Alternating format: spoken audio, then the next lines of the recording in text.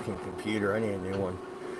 Anyway, it's Sunday. Welcome. We're going to talk more about World War I. I think today's episode, MC, you said would probably be around an hour, right? Yep. These 2 months were fairly uneventful. Well, unless you count thousands of dead people. But, that's the whole entire war. Anyway, let's go ahead and get it started. MC or Farty, who wants to start? I see the timeline is up. Here we go. I did last week. You go. And the timeline's not popping up. I have MC's screen up, and it says remove from screen, add to screen, and nothing's popping up.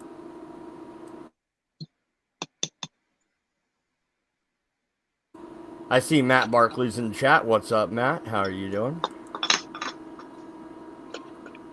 Yeah, very professional here, aren't we? The Battle of Lee Transloy and the Battle of Ankara Heights. These are they're both battles of the Somme in the Somme area, and they're basically more of right. We'll start attacking down here just to keep the focus away from where we actually want to get a little bit later on in a couple of days.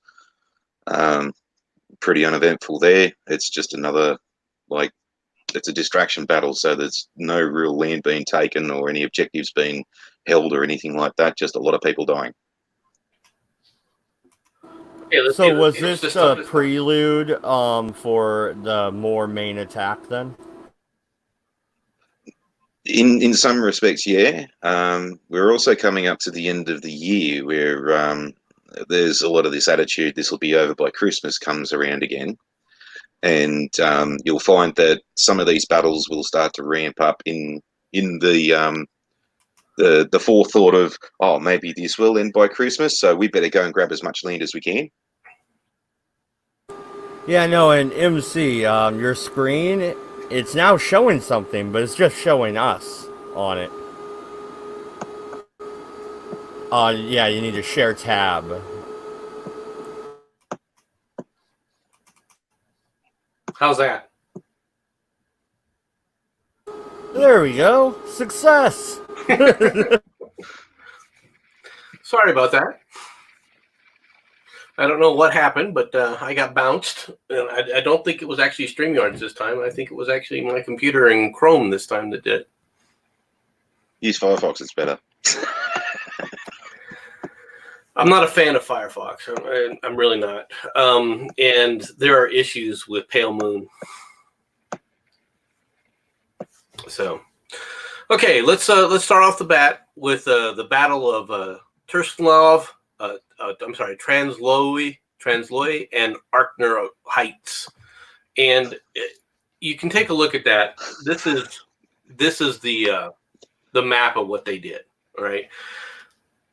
In this for the next 2 months, they're going to extend this line a whole 5 miles. 2 months of bitter fighting, and the Allies are going to extend the line 5 miles along this. Now, this is the BEF. This is the British, right? And they're going to take in these 2 months, they're going to take 150,000 casualties. Right. The Germans are going to take approximately 100,000 casualties. French will probably take another 25 to 30,000 casualties in these succeeding waves of battles, just to go 5 miles.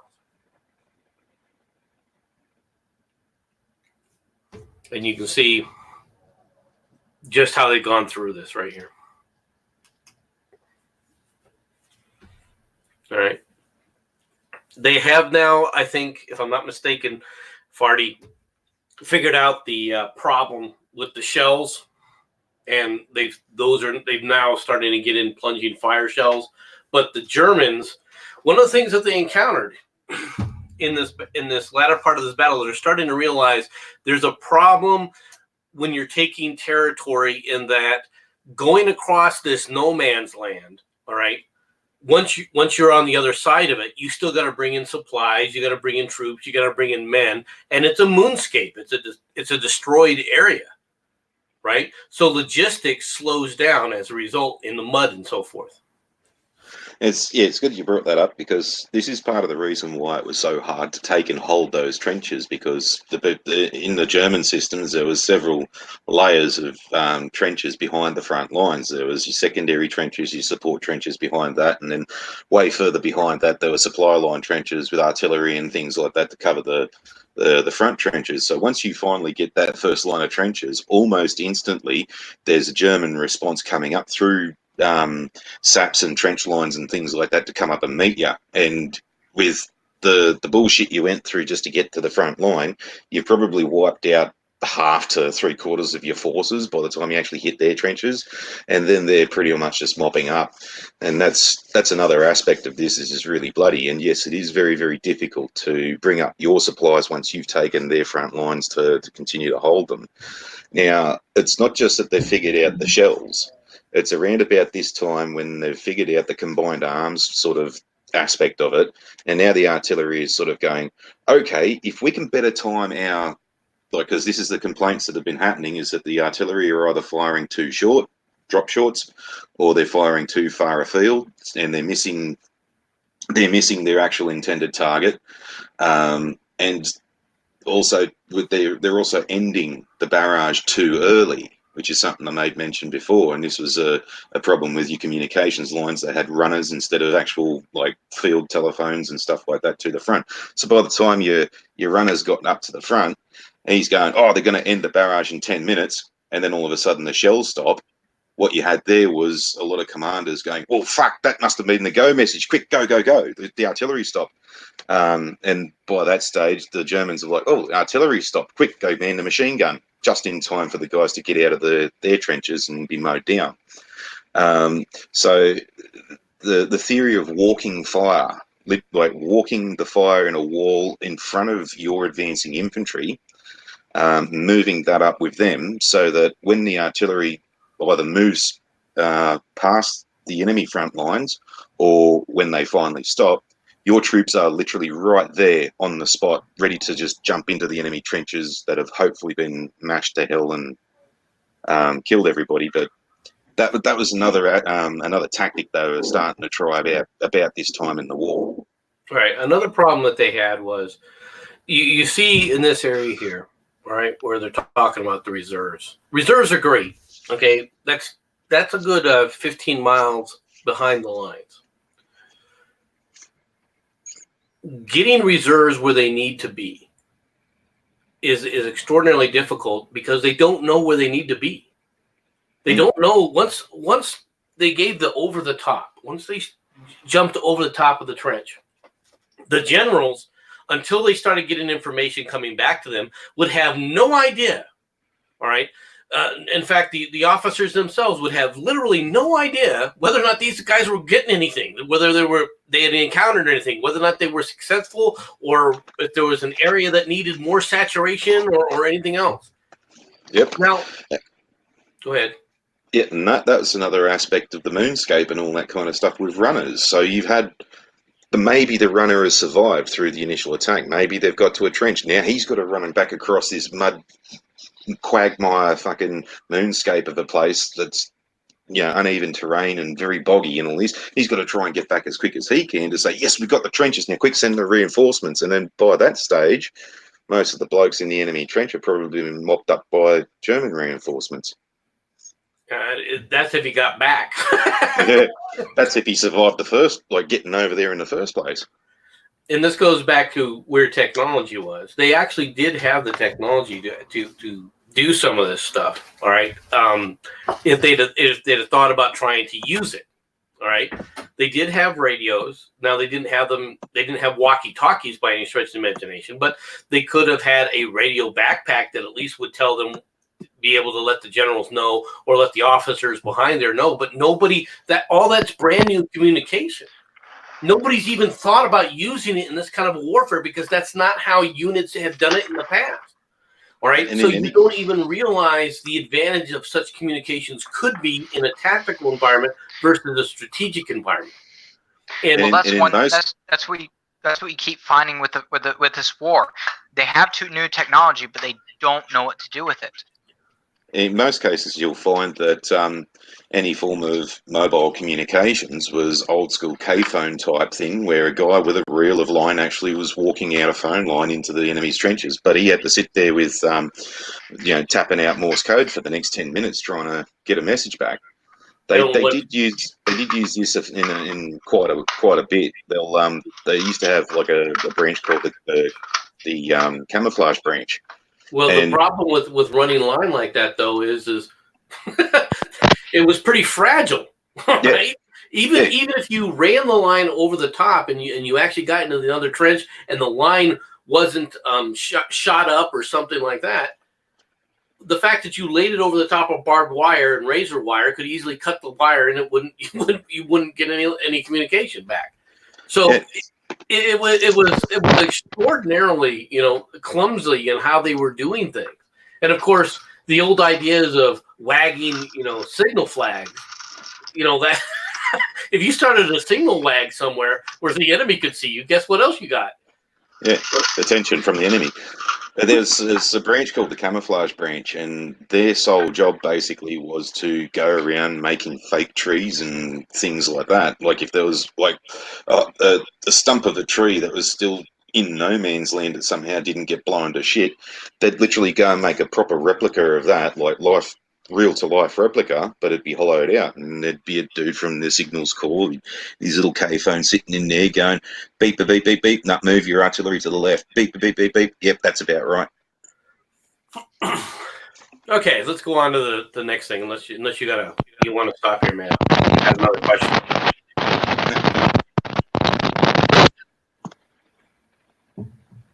Okay, on to the next thing.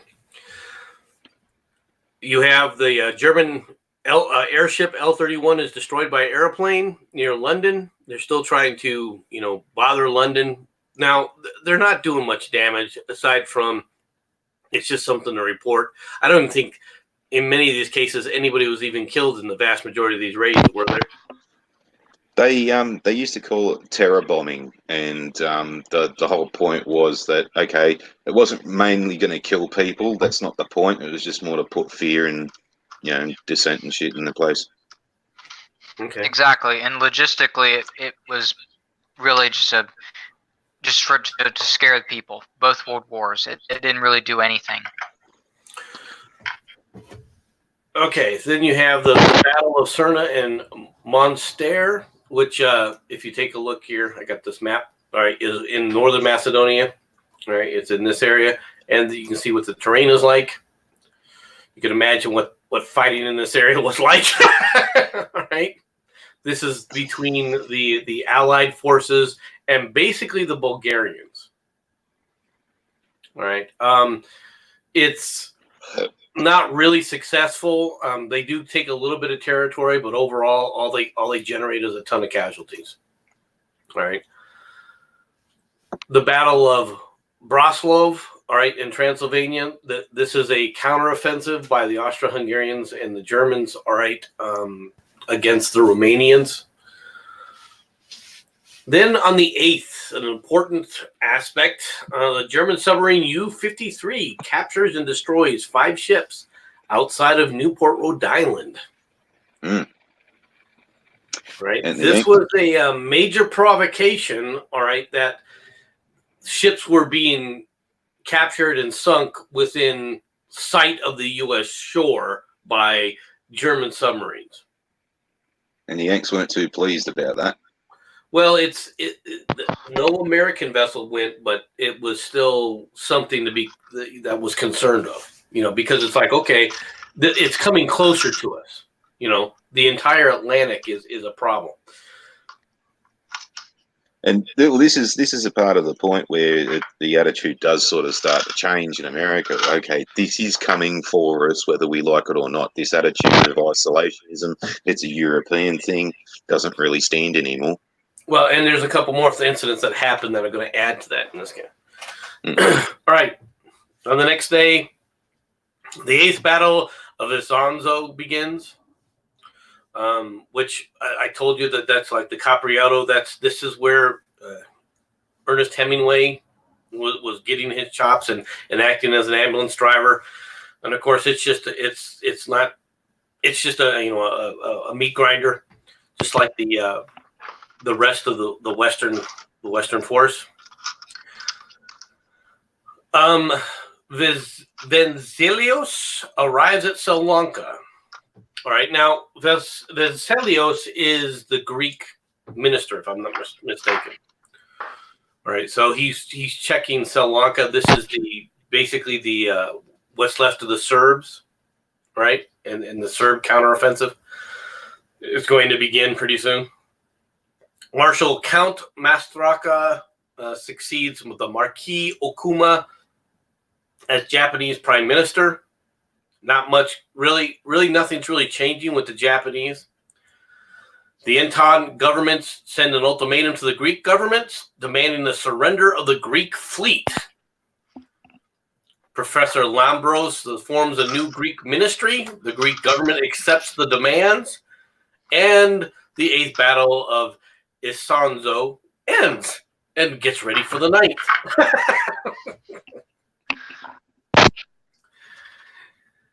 On the 13th, the Norwegian government issues orders prohibiting belligerent submarines from using Norwegian territorial waters.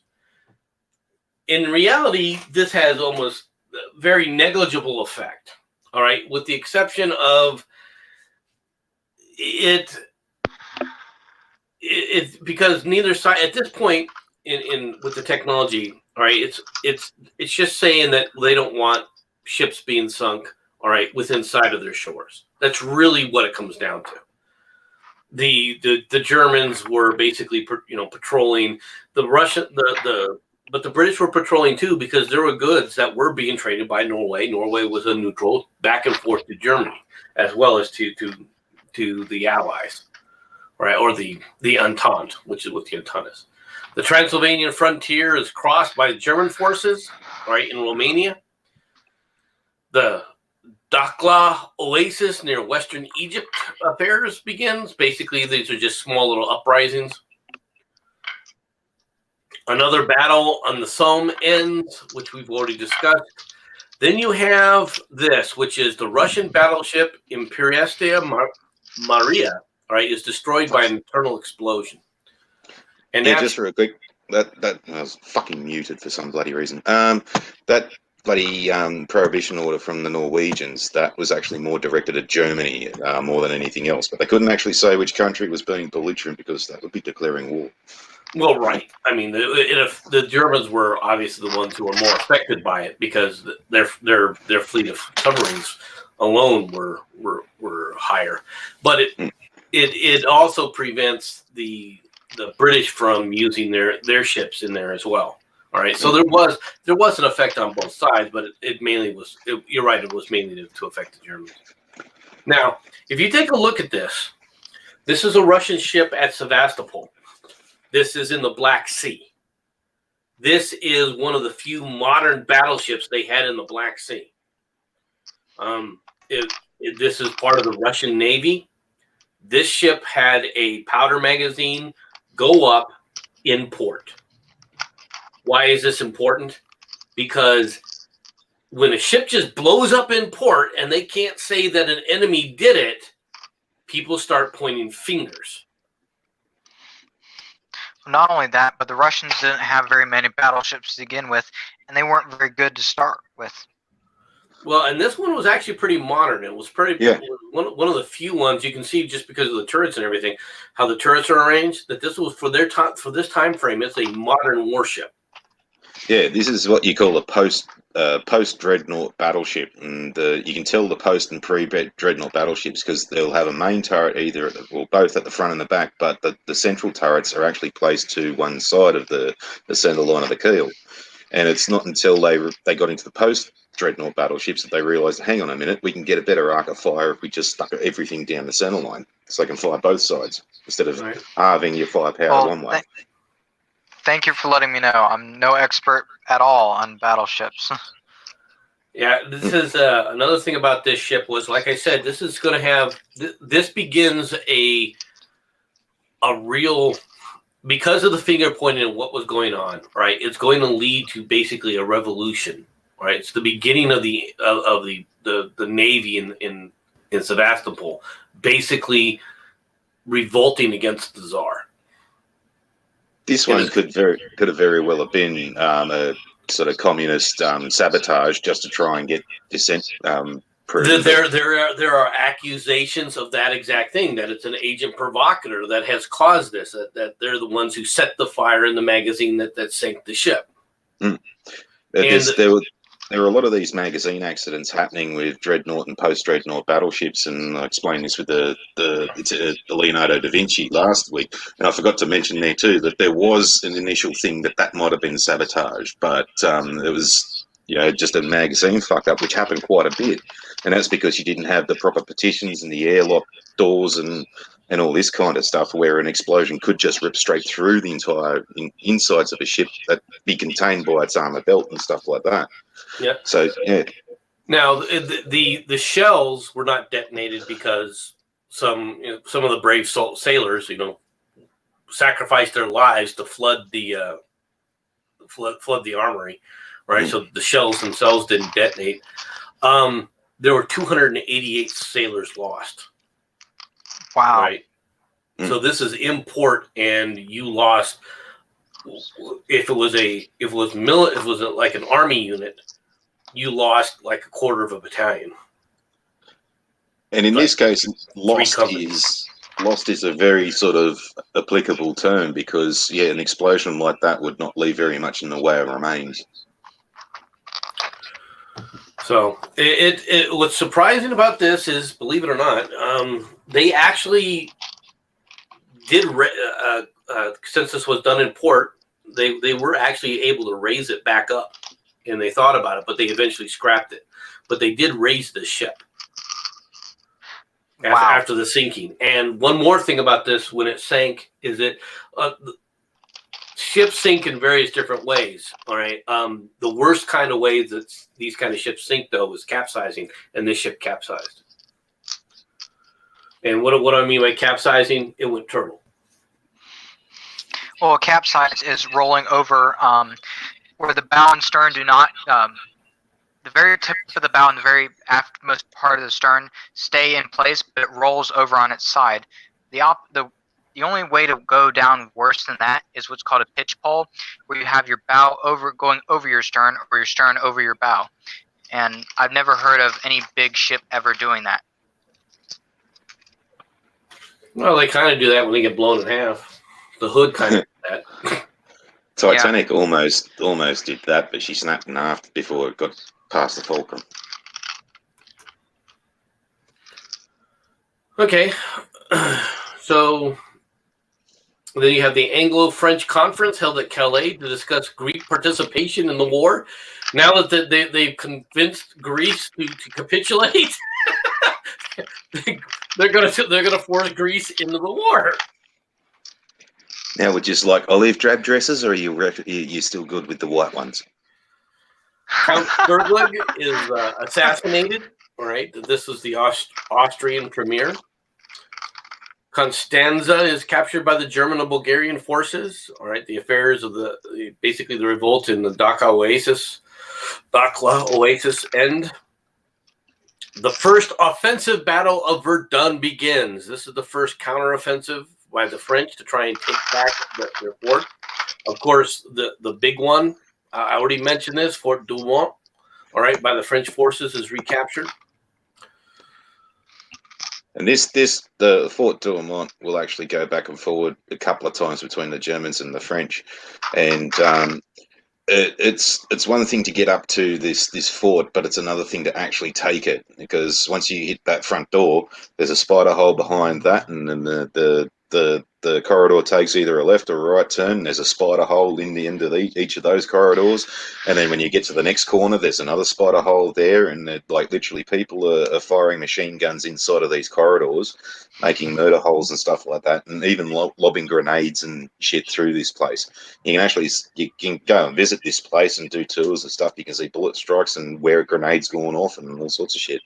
And just from the sound alone, and remember, this is back in the day before hearing protection and whatnot, like most of those blokes must have been fucking deaf just from trying to fight for the place.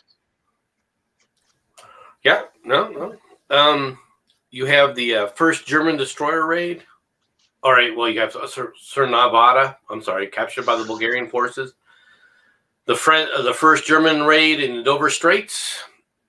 You have Kobler, all right, appointed the Austrian premier. The British hospital ship Gallica, totally wrecked by a mine off of Havre.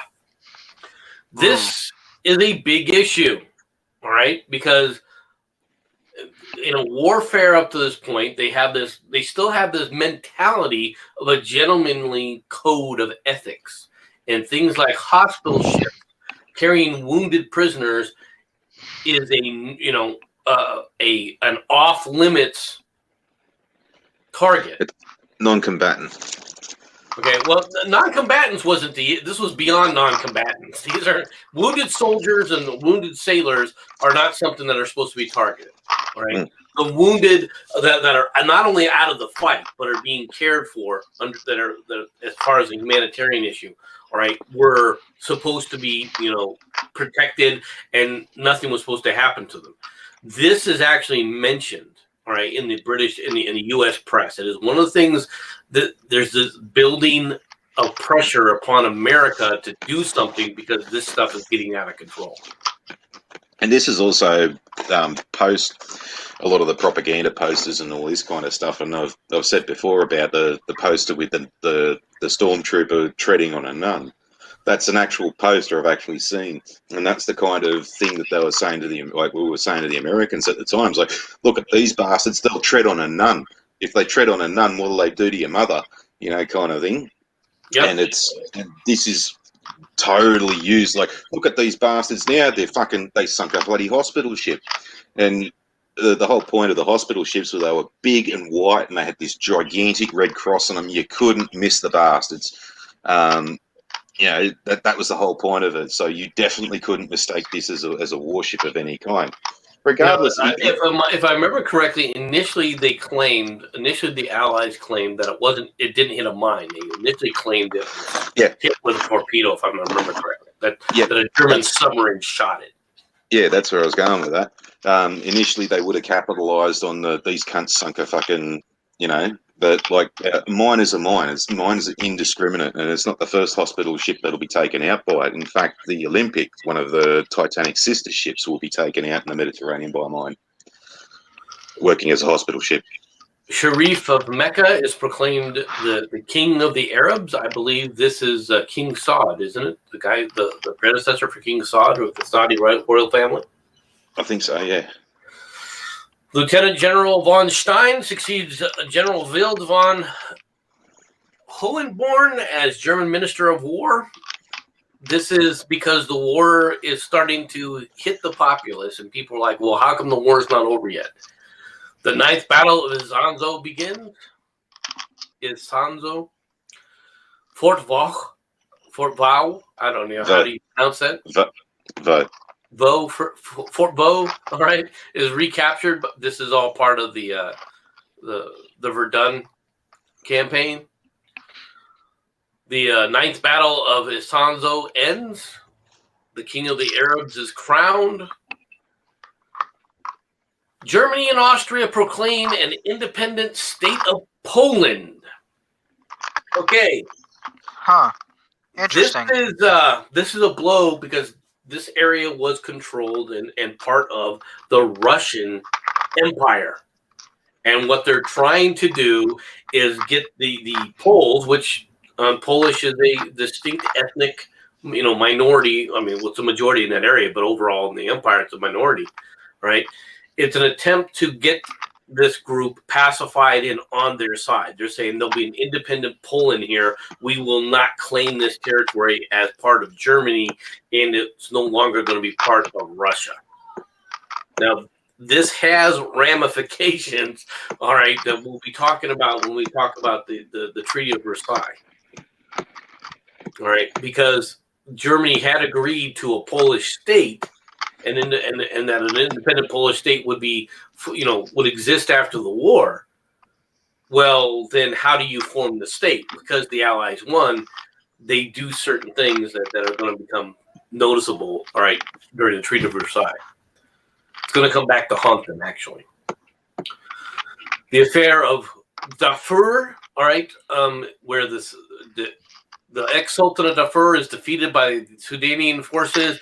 Ali Denir is killed, and this is basically the end, more or less the beginning of the end. Now, remember, Darfur is over here in this region of the Sudan. All right, and he, if I'm not mistaken, he dies in this area right here. All right, Al-Nir. This was a revolt against the British in North Africa. All right, that's what was going on here. Okay, let's get back to this. Hold on just a second here. Where were we? We're at the spur. All right. Mr. Wilson on November 7th is re-elected President of the United States.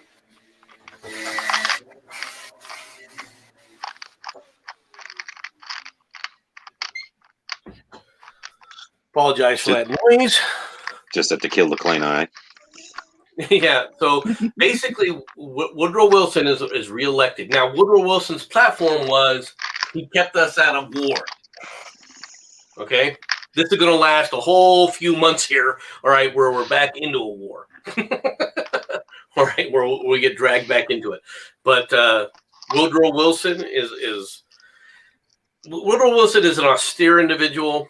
He is an old Southerner. He was he comes from the Ivy League. He was the president, I think it was Princeton. I'm trying to remember if it was Princeton. It was one of the Ivy League schools. It was Princeton. He's an interesting individual. He's unique. He's gregarious, and at the same time, he's very irascible. Right. Yeah. Now, you guys might disagree with this, but in our opinion, it was actually good that he got a second term in because he was the bloke that's been there for the previous 4 years, so he's seen the lead up and all the information coming to it, and he's been able to make an informed decision.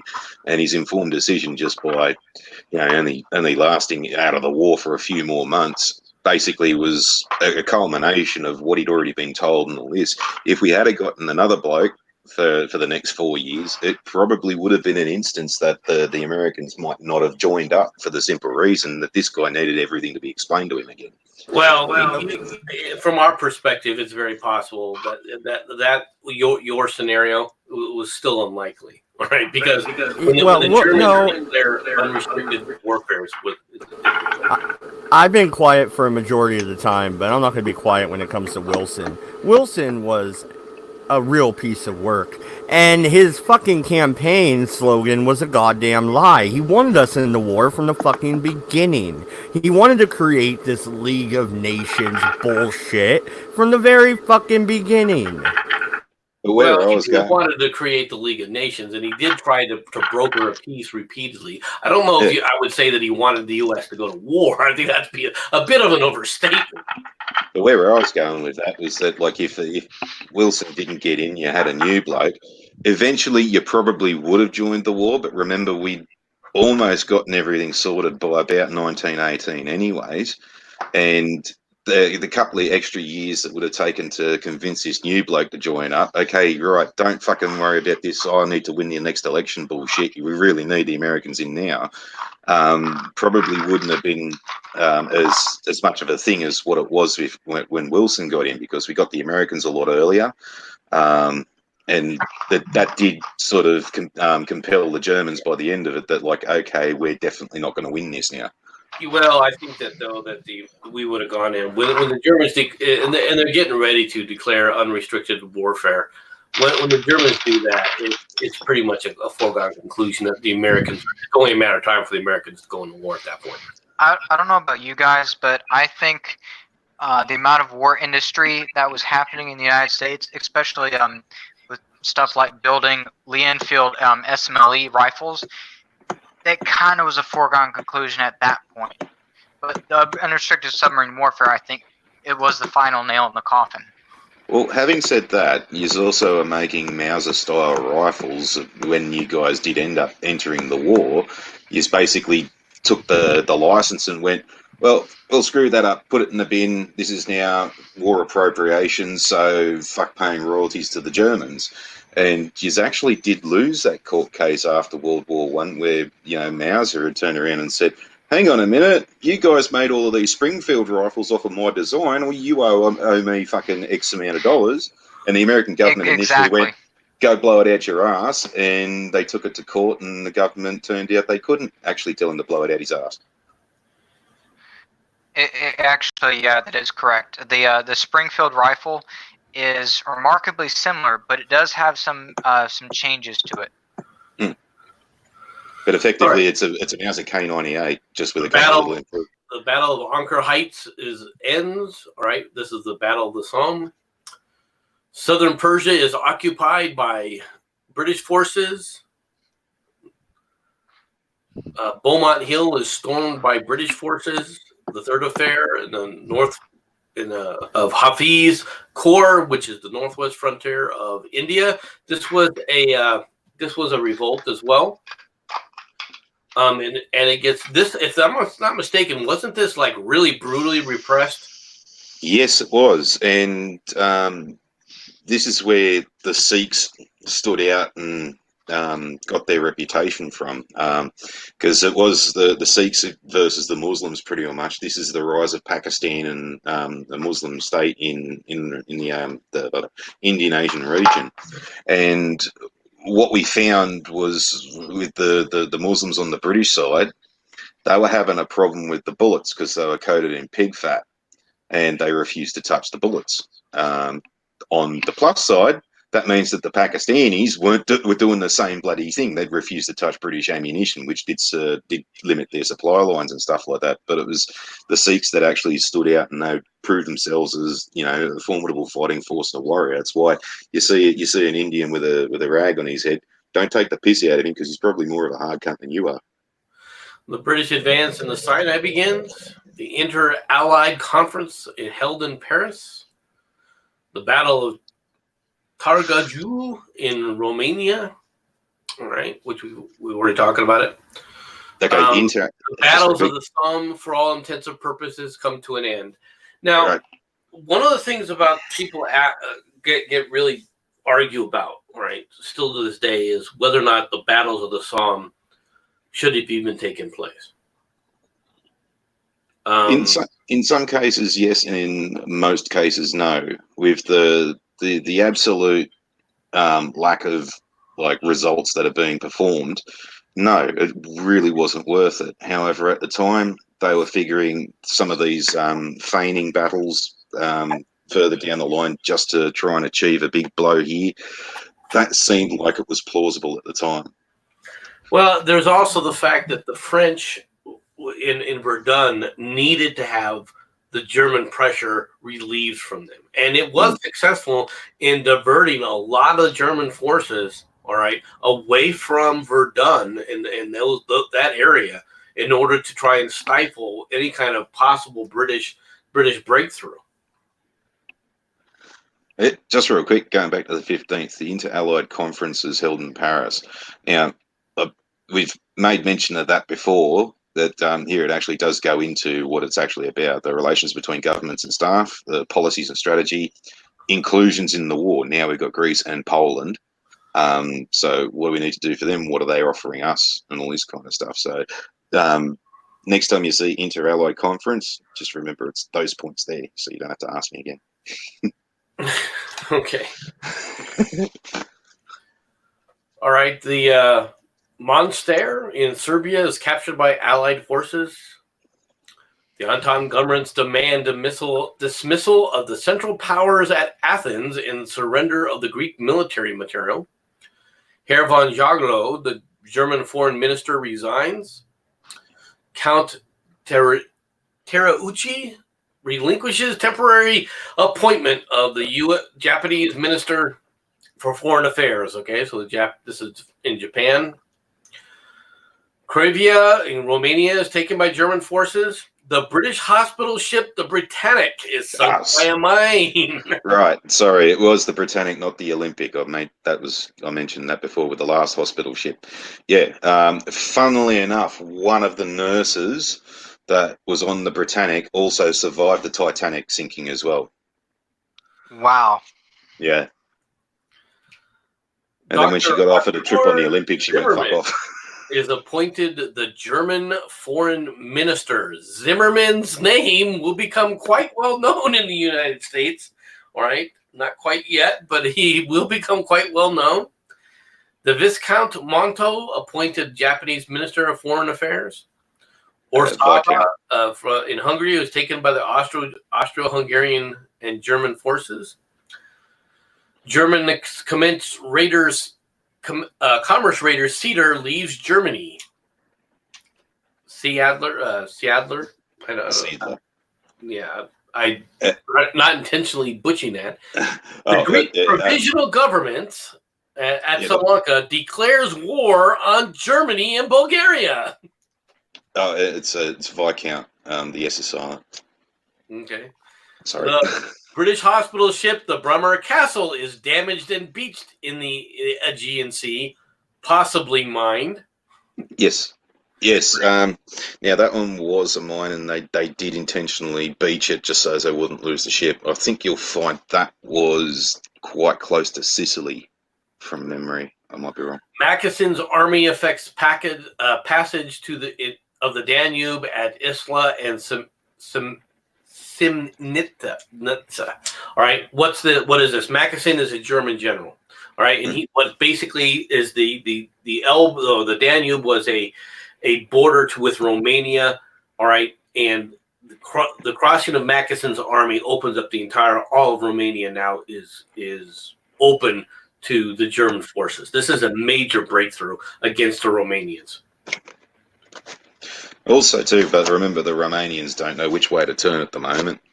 Yeah, but they put themselves in a bad situation. They should have, in my opinion, the Romanians should have just attempted to stay neutral. Granted, they're going to get trod on. I understand that, but you know what? At least you weren't being freaking inundated. And the idea that let's take advantage of the situation and see what territory we can grab off of the Austro-Hungarian Empire, which is coming apart. Okay, admittedly it's coming apart, but the opportunism was so blatant. All right, that the response then was basically when they failed to achieve their goals and were forced on the defensive. It was literally they just got slaughtered. There was no quarter even asked. They were just because nobody had any respect for them. None of the combatants had any respect for them. The Russians didn't respect them. The Germans didn't respect them. Nobody did. The Bulgarians didn't respect them. I mean, it was really and the Romanians don't forget this, which is one of the reasons why in World War II they side with the Germans. They side with Nazi Germany. They really, it's really a shock to people that the Romanians sided with the German forces against the Russians, because the Russians were their supposed allies. But the Russians, of course, didn't forget the fact that they were treated like shit. Well, also too, in between then, it was do we get trod on by the Russian Empire? Do we get trod on by the Germans, or do we hedge our bets and go with the Allies? Because, well, the Germans don't look too strong, and the communists here are telling us there's a revolution going to happen in Russia, and we don't know if the Allies are going to win this. So, and then when the Russians, they sided with the Russians and all this, and then the Tsar gets deposed and communism rises, and they now just get trod on anyways. It's sort of like, oh fuck, well, we're not going to do that mistake again. Well, okay, but the Romanians in many ways were very let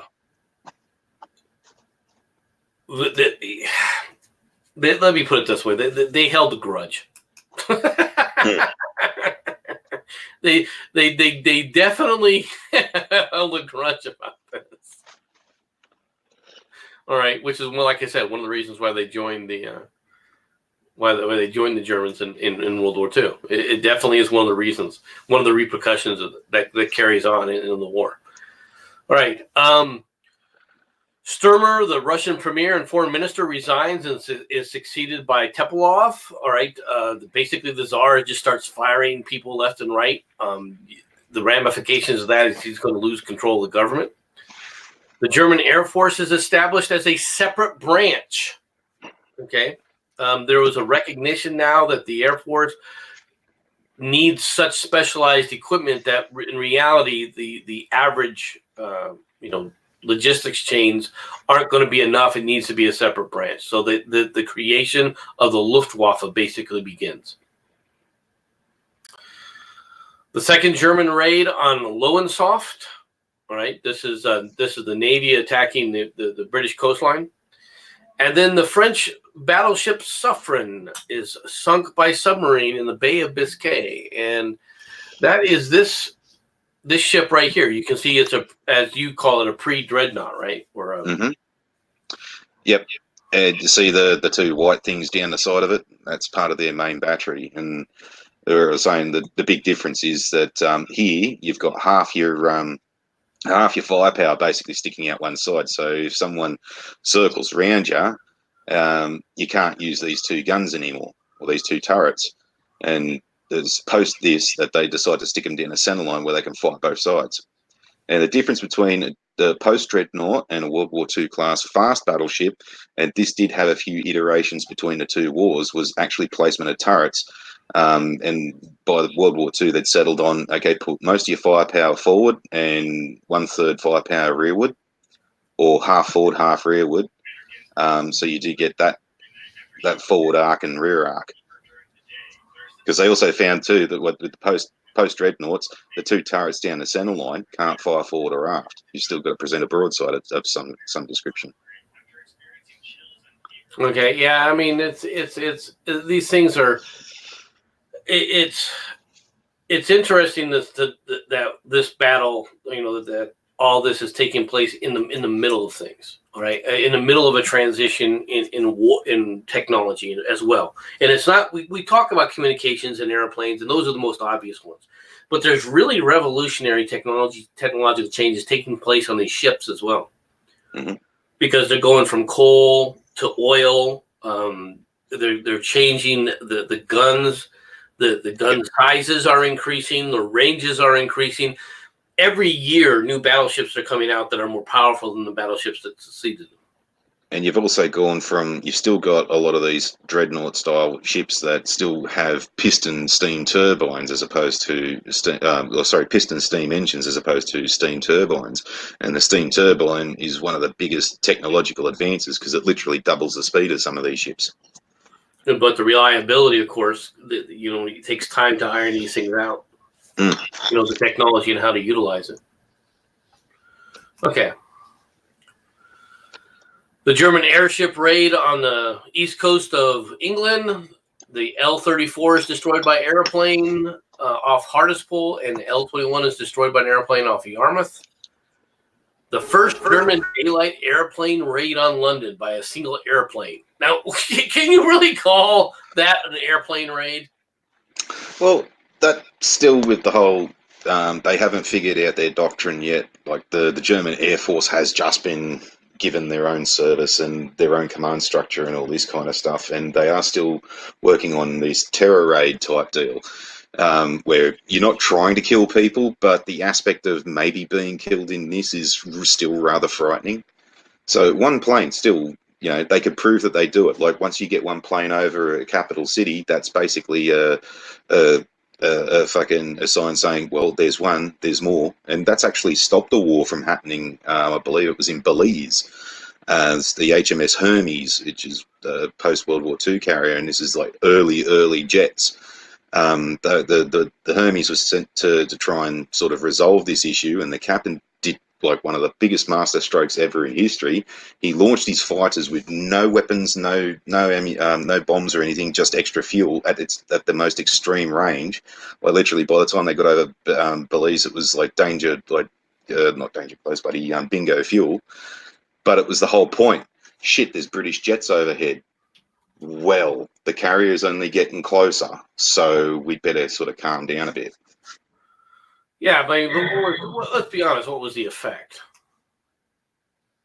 Well, on London, bugger all. They probably broke a few windows, because you remember too the bombs at the time. We're not talking about 500-pound, multiple 500-pound bombs coming off an aeroplane. We're still talking about 81 millimeter mortar shells that are literally being dropped on their nose, kind of thing. And you drop a few mortars around a big city, and we'll see how much damage you really do. Yeah. One thing. I'm sorry. Go ahead, man. No. Okay. One thing I wanted to go back to with the French battleship, though, is the thing is that it was sunk in the Bay of Biscay, and I forgot to mention it, which is right in here. All right. So it is right off the coast of France, but it shows you that the submarines now are operating all throughout the Atlantic, and they're not afraid of interdicting along this coastline. Oh, we saw hints of this earlier, where it's where was it? That the German subs were operating in Dover, or in the Dover Strait, so they were making their way down at that point. Right. Okay. You have Admiral Sir David Beatty is appointed to succeed Admiral Sir John Jellicoe as Commander-in-Chief of the Grand Fleet. You want to talk about that? No? Okay. This was a huge issue, all right, because a lot of people at this point were blaming Jellicoe, all right, for not sinking the entire high seas fleet of the Germans at the Battle of Jutland.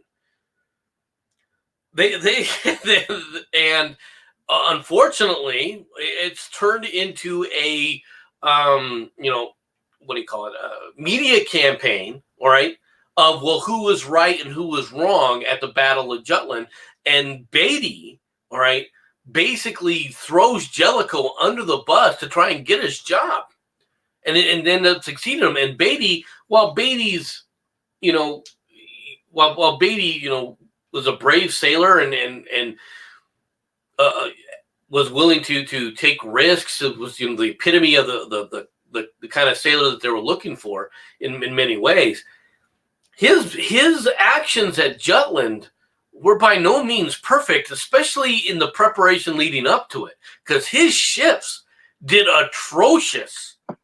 Beatty's battle cruisers, their marksmanship was far below what the standard was for the British Navy.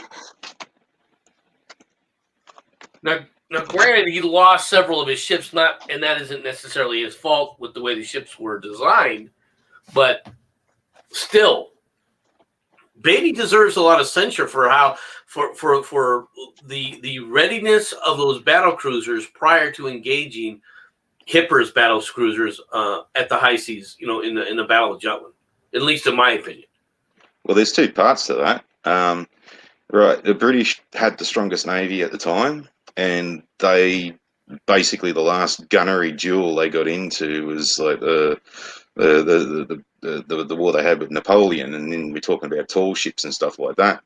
Now, it's one thing to sail your ships in a line and get them to fire in high seas and stuff like that, and try and hit a stationary target. Now you're talking about they've actually got to put it into practice, and it's a lot harder to hit moving targets whilst you're trying to move in high seas than it is to just sort of gunnery practice for the sake of showing the Admiralty how good your guns look. That's true, and I agree with you. But the fact that it was their ships, the German coordination for fire was far better than the British, especially Beatty's, because his ships several times they were firing at the wrong ships. They weren't all firing. You're supposed to be able to identify where your shells are landing, but if you're all firing at the same ship, you don't know if that was your shell that landed or somebody else's, so you can't adjust fire. So it's very important to have control of your fleet, all right, in your small little area. And Beatty didn't control that his fire control. He just kind of assumed it was all going to be good. Yeah, well, that's right. That's another area where a lot of things did sort of change during and by the end of World War One, where officers started to need to be accountable for their failings and whatnot. And the question did come around, say, okay, what was all that gunnery practice that you're doing before? Obviously, you didn't do enough, and you didn't do it correctly. So explain yourself. Yeah, but I mean, but Beatty, there's too many people who still try and sing Beatty's praises, and they blame the ships for blowing up, and that he doesn't deserve the kind of censure that I disagree. I think Beatty performed poorly at the Battle of Jutland. Now he was brave, and he did try to bring Hipper and the who's the other commander. It's battleships for the Germans. He did try to bring them into take them into the trap that Jellicoe had set for him. I'm not going to. I mean, you can't argue that part of it. But okay, but in the initial openings of this battle, I really don't think that Beatty did very well at all.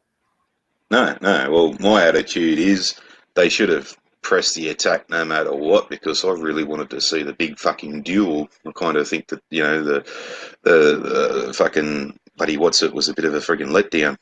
Well, even worse, Beatty let them open fire, let the Germans get close enough to open fire on him first. He outranged the damn Germans. Right. And he didn't start opening fire to begin with. Anyway, it's just one of those things that I think, in many ways, I'm on the camp that says Jellicoe kind of got the raw end of the deal here. He got censured by the press, not by the Navy or the royalty, but in the press, Jellicoe caught a lot more flack than he ever deserved. Well, that's another failing of the technology creep at the time too. Sure, okay, he could have fired a lot earlier, but he probably was under the impression that, well, see, I've only got an X amount of these new post-dreadnought ships, and some of my old dreadnoughts still can't reach that, and I want to get the battle cruisers in as well, and we'll wait until we get close enough for everyone to fire, which was stupid. Well, okay, but he should have. I mean, it's not like Beatty wasn't an experienced naval officer, right? Well, that's the whole point. That's why he needs to explain himself, because obviously he'd done so little in the ways of training and organisation and all this kind of stuff prior to it. Prior preparation prevents piss poor performance. I would disagree. You're at a turning point in history when the technology is outclassing your officers. So, when he was trained, wasn't he trained on wooden fucking ships? Well, okay, but even with wooden ships, right? The knowledge, the knowledge of how to control. He's a fleet commander. You got to remember this. He's a fleet commander. It's not just his. He's not controlling the ship. In fact, there's a captain controlling the ship. He's controlling the fleet. And in the fleet operations, coordinating that fire is something that is his responsibility, and he failed at it. Giving the command to open fire, that's his responsibility, nobody else's, and he failed at it. Fair point. I just wanted to give a little pushback. And the last day of November, and you're right, this is going to total out at about an hour. Just real quick in answer to your question, though, that the British had the technology first. They were the first ones to do the steam turbines and the dreadnoughts and all this kind of stuff. So they had plenty of time to get used to the technology that they would get given and use it correctly. It's a difference when you got the Germans who were second fiddle and they're better than you at the thing that you've already started off with. You know what I mean? Yeah, absolutely. I kind of like, I think Churchill got the raw end of the deal, but he gets reappointed here in the next few months, right? That's coming up soon, I believe. Well, I think he's still part of the government, but I'm not so sure to say that he got the raw end of the deal. I mean, he was that Churchill necessarily got the raw end of the deal, to be honest. I mean, he made mistakes, and those mistakes cost people's lives because of how that they were implemented. true, but now, Lee made mistakes during Gettysburg, but you didn't see Jefferson Davis remove his best general because of Pickett's charge. He offered to resign. That is true. All right. But yeah, the final day of November. Where are the Allied forces landing? I can't pronounce that word. Perseus? Here. It's Piraeus. It's in Athens. They're basically landing here to basically take control of the Greeks. The Greek government is the Greek government in exile that was supporting the Allies are now they're seizing control to make sure that they don't go over. You got to remember, the Greece was very divided. All right, and they definitely don't want the Greeks to turn around and all of a sudden join the side of the Bulgarians and the Central Powers. You got to remember, all the way through here, Bulgaria has been very successful in taking over these areas, right? And the Austro-Hungarians are down in this area here, right? They have pushed the Serbs basically out. Serbia, there's nobody left in Serbia fighting right now for the most part. The Serbian government now is in exile, is basically right in this area here. That's where they set up their government in exile. Interesting. All right, and in the next week, we're going to be wrapping up 1916 and starting off 1917, right? Yep. So, thank you everybody for coming out. I got a football game to watch. Go Niners. Time to beat up the Packers. It should be good. Sadly, I don't have any beer, but, it's all right. You gotta make do with what you got. Yeah, I got some lemonade. Yay. Any last thoughts, guys? No, I think that's pretty much it with this. So I'm good to go. All right, take it easy, everybody. Goodbye.